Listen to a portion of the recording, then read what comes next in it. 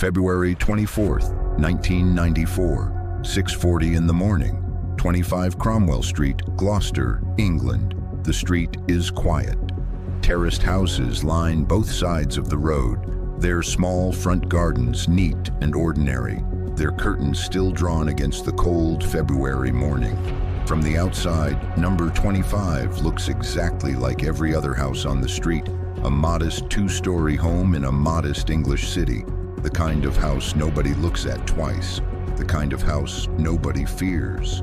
But on this particular morning, a team of Gloucestershire police officers stand outside its front door with a search warrant, and what they are about to find inside will shock an entire nation to its foundations and burn the name of this address into the darkest chapter of British criminal history. The investigation had begun not with brilliant detective work, but with a whisper. A rumor passed from a child to a social worker, and from a social worker to the police. The children of the couple who lived at 25 Cromwell Street had let something slip. Something their parents had apparently used for years as a warning, a threat to keep them silent. If they misbehaved, the children said, they would end up under the patio like their sister Heather, who had not been seen since 1987.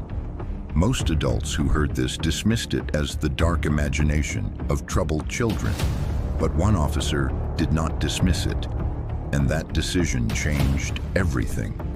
The man who lived at 25 Cromwell Street was Frederick Walter Stephen West. He was 52 years old. He had been born in the village of Muchmarcle in rural Herefordshire in 1941, the son of a farm laborer, raised in the kind of grinding rural poverty that leaves its marks on a person permanently. By the time Fred West arrived in Gloucester as a young man, he had already been convicted of theft, already been charged with assault, already demonstrated in every way that mattered that there was something deeply and irreparably wrong with him.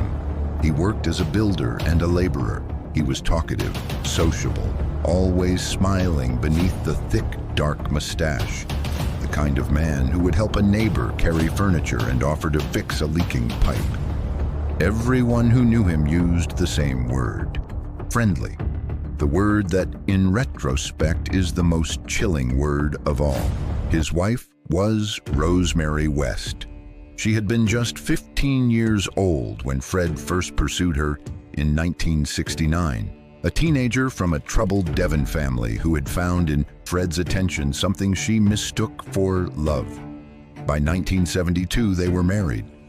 By the time they moved into 25 Cromwell Street, Rose was already a willing participant in a world of violence and control that Fred had been carefully constructing around her since the day they met. To their neighbors, she was a busy working-class mother, always in her housecoat, always at the door, always with a wide smile and a ready wave. Behind that door was something no neighbor, no social worker, no passing police officer had ever come close to imagining. Between 1973 and 1987, Fred and Rose West abducted, tortured, murdered, and dismembered at least 9 young women and girls, burying their remains in the cellar and garden of 25 Cromwell Street.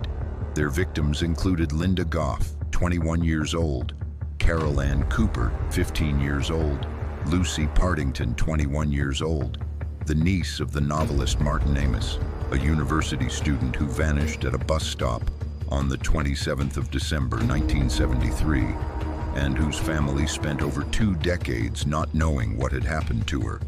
Therese Siegenthaler, Shirley Hubbard, Juanita Mott, Shirley Robinson, who was 8 months pregnant at the time of her death, Allison Chambers, and their own daughter, Heather West, murdered at 16 years old in 1987 because she had begun to speak about what happened inside that house. When police began digging up the garden of 25 Cromwell Street on the 25th of February 1994, they found Heather within days. Fred confessed almost immediately, calm, cooperative, precise, as if the confession were simply another task to be completed. He then told officers there were more, and then more again. The excavation of the property lasted 55 days. Detective Superintendent John Bennett, the senior investigating officer, watched his team work through the cellar and the garden and the bathroom floor with the slow, terrible patience of people who already knew they were not yet finished. 9 sets of remains were recovered from Cromwell Street alone.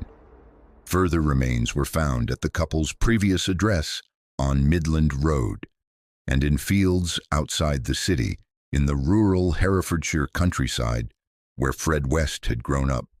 The bodies of his first wife, Catherine Reyna Costello, and his former girlfriend, Anne McFall, were eventually recovered from the earth.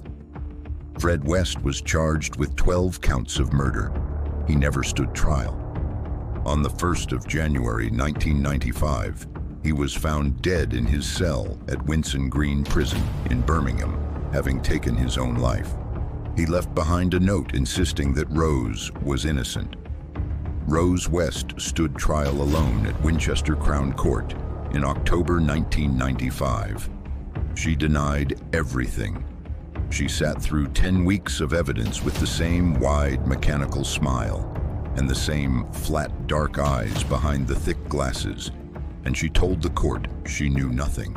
The jury did not believe her. On the 22nd of November 1995, Rosemary West was convicted of 10 counts of murder and sentenced to life imprisonment with a whole life order, meaning she will never be released. 25 Cromwell Street was demolished in 1996. A quiet public walkway stands on the site today. There are no markings, no plaques, no indication of what the ground beneath it once held. But the families of the victims know, and the city of Gloucester knows, and the children who grew up inside that house and survived carry the knowledge of it with them every single day. The knowledge that the most ordinary-looking door on the most ordinary-looking street can open onto a darkness that has no bottom and no end.